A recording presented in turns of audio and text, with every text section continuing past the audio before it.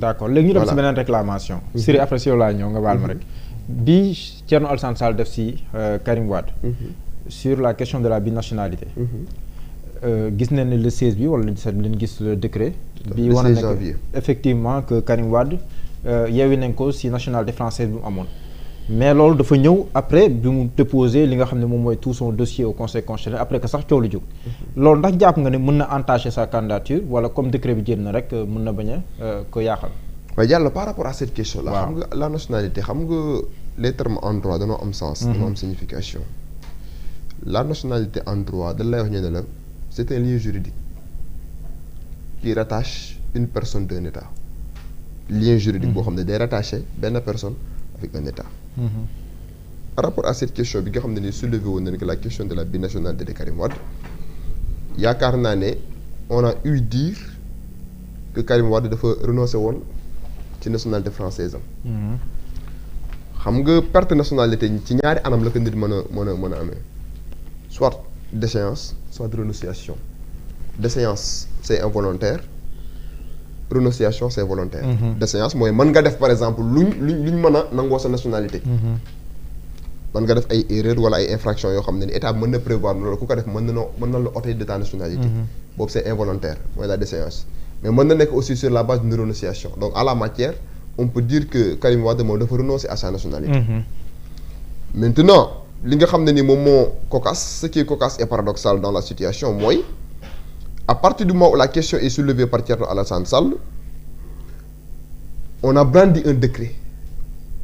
dañoo brandir benn décret boo xamante ni nii est-ce que décret boobu noonu je me pose la question Karim Wade bi nga xam ne ni mi ngi prouver qu'il avait renoncé à sa nationalité française est-ce que bi muy déposé au niveau du conseil constitutionnel déposé woon na décret boobu loolu c'est une autre interrogation est-ce que aussi décret bi nga xam ne tey jii conseil constitutionnel nekk na à sa disposition présentement nii est-ce que conseil constitutionnel il aura la possibilité de contrôler la véracité de ce décret mais aussi xool le temps bi nga xam ne tey jël nañ ci décret boobu loolu noonu lépp ay prérogatives yoo xamante ne conseil constitutionnel am na ko parce que j'ai rappelé tout à l'heure que l'article 125 de la loi organique sur le conseil constitutionnel permettre le conseil constitutionnel parfois ay compétences yoo xamante ne mën na ko permettre mu saisir même les autorités françaises sur ces questions là pour que ñu édifier le Sénégal par rapport à cette question très sensible bi nga xamante ne parce que y a une disposition du code électoral bi interdire tey jii nga am ñaari nationalité pour mën a bokk ci élection présidentielle. d'accord benn question bu nu ma dee léegi ci Siré baal ma dafa si yow laay ñëw damay dégg yéen juristes yi ngeen naan que conseil constitutionnel buy saytu du saytu de manière contradictoire même bu nekkee ne dafa am réclamation bu ñëw mais dem dama dégg Cheikh Tidiane mu ne suñuy avocat lépp lu mbir mi laaj yóbbu nañ ko conseil constitutionnel foofu ndax conseil constitutionnel moo lay woo laaj la yow ndax mën nga indi yeneen leeral wala ndax mën nañ dem si dans le cadre de cet article. non la procédure devant le conseil constitutionnel n'est pas contradictoire. léegi kon nan lañ mën a comprendre après que les avocats de Diomaye yóbbu. xam nga procédure bu contradictoire en droit. waaw mooy ban xam nga Sénégal c'est-à-dire loolu aussi benn interrogation la Sénégal amul cour constitutionnel conseil constitutionnel la am. effectivement bokkul de. waaw. am na pays Afrique yoo xam ne cour constitutionnelle moo fa am. c'est-à-dire dañuy toog ñu àtte. de manière contradictoire avocats yi ñëw discuter. yaakaar naa solo mooy le meilleur format. mais conseil constitutionnel bi ñu am da ngay déposer après moom mu apprécier souverainement. la procédure elle n'est pas contradictoire. mais kon nan la mën a comprendre après que. non ni ngay comprendre mooy il juge en fonction des éléments présentés par les protagonistes. ok kon après moom mu rendre sa décision selon son intime conviction. mais bu ñu waxee procédure bu contradictoire au sens juridique du terme. mooy procédure boo xamante ne avocats yi dañuy ñëw taxaw ñu discuter des pièces de manière contradictoire yow say pièces nga jox ko avocat bële ay pièces am nga jox ko avocat bi ñu discuter de manière contradictoire après le juge selon son intime conviction mu rendre sa décision. mais là on n'a pas une cour constitutionnelle on a un conseil constitutionnel boo xamante ne nii il a plus de prérogatives que les parties. d'accord parce que dans le cadre d'une procédure contradictoire les parties dañuy concourir à la manifestation de la vérité à travers la production des preuves et des éléments. Débattu de manière contradictoire, juge bi jël une décision selon son intime conviction. Mais quand il s'agit d'un conseil constitutionnel, à partir de ce moment déterminé, le juge, il va, pour rendre sa décision, day sukkandiku sur les éléments présentés devant lui, mais duñ ñëw taxaw ñu discuter de manière contradictoire. Donc, suba par exemple, on n'a pas besoin de voir les avocats par exemple de Amadou Ba, les avocats de Ousmane de Bassirou Diomaye Faye pour ñu discuter de manière contradictoire. Dans la procédure contradictoire normale en matière pénale, en matière civile, noonu lay demee.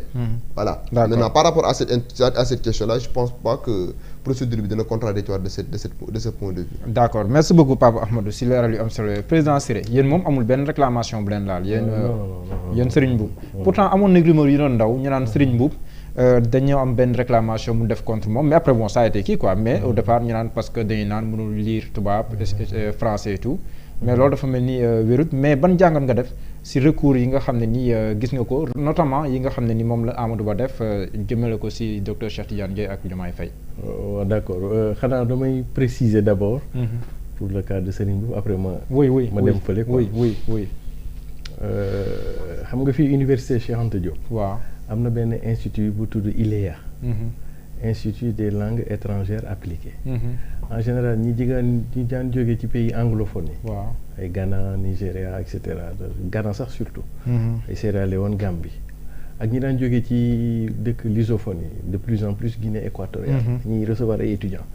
ñoom bu ñu daan ñëw fii dañu daan def ay une année sabbatique. pour jàng la langue française. waaw après doo ko dem inscrire faculté. c'est vrai. De la même manière Serigne. D'ailleurs sax centre culturel français daf ko daan def à l'époque da ngay dem jàngi. De la même manière Serigne jàng na la langue française. C'est-à-dire savoir lire et écrire. te mi ngi ko jàngee Sorbonne. Pendant 2 ans.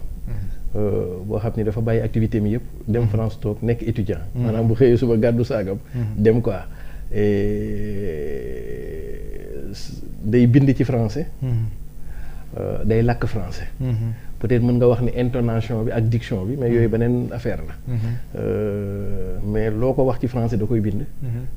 te day def émission dem na ay grand jury du dimanche. très bien te français la une heure de temps il làkk français. voilà te au-delà de français bi sax day dem partout à travers le monde Asie yooyu te il parle anglais et peut-être même il parle mieux anglais que le français. que sama genre man li ma constaté. et donc ñun côté boobu amuñu ci woon benn ragal quoi.